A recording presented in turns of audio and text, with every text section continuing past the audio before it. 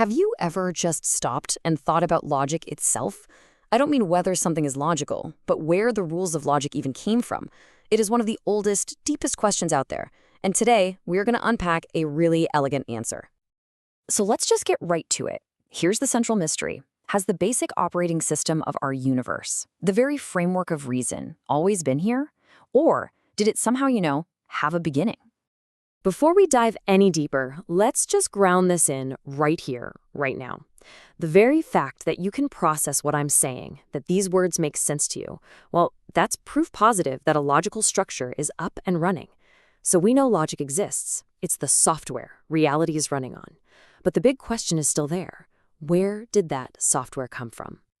Now, when you try to answer that question, you usually get backed into a corner. Philosophy traditionally gives us two main options, and honestly, both of them feel like a dead end. So here are the two big choices on the table. First, maybe logic is eternal. It didn't have a beginning, it just is and always has been. The other option, logic did have a starting point. But, well, that creates a massive paradox, right? How can a logical system come from a state of complete non-logic? It's like trying to pull yourself up by your own bootstraps before you even have boots. It's a classic philosophical bind. But what if this is a false choice? What if there's another way to look at this? The key to cracking this whole puzzle, it turns out, lies in two really powerful ideas, two laws of potential. These are the clues that are going to let us find a third and much more satisfying way forward. Okay, this first law sounds a little academic, but it's actually super intuitive. All it's really saying is that for something to become real, it had to have been possible in the first place. Simple as that. Things can't just pop into existence out of absolute nothingness. The potential for them had to be there already. Think about it like a recipe. A recipe and all its ingredients hold the potential to become a cake, right? The cake isn't real yet, but the possibility of it is all right there. You can't bake a cake from a recipe for tomato soup. The potential has to match what you're trying to create.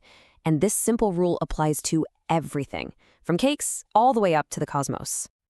And that brings us to the second law. And this one is the real game changer. It says that potential is never just passive. It doesn't just sit there doing nothing for eternity. The very fact that potential exists creates a kind of instability, a tension that has to resolve itself in some way. It's either going to fade away, get changed into something else, or become real. Bottom line, potential is always active. So now we're armed with our two laws. One, that everything real was first possible, and two, that possibility can't sit still. With these two ideas, we can build a really surprising third answer to that question we started with. Let's walk through this together. Imagine, before anything else, a timeless state of pure potential. Literally, everything that could ever possibly exist is just there. Now remember our second law? That state can't just hang around forever. It's unstable. It must lead to a change, the very first flicker of something becoming real. And here's the beautiful solution. That first change doesn't happen in time. That first change is the birth of time itself. And that leads us to this incredibly elegant conclusion. The answer isn't alternative A or alternative B, it's both.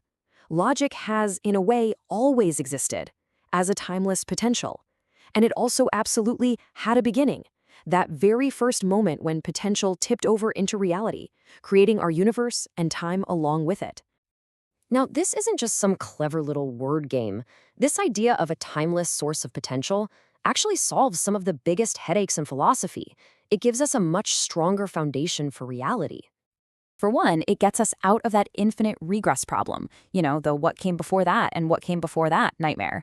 The source is timeless, so it's not just another domino in the line. Second, it avoids the problem of creating something from literally nothing, because everything that's real was already there as a possibility. And third, it explains why the universe isn't just a frozen, static picture.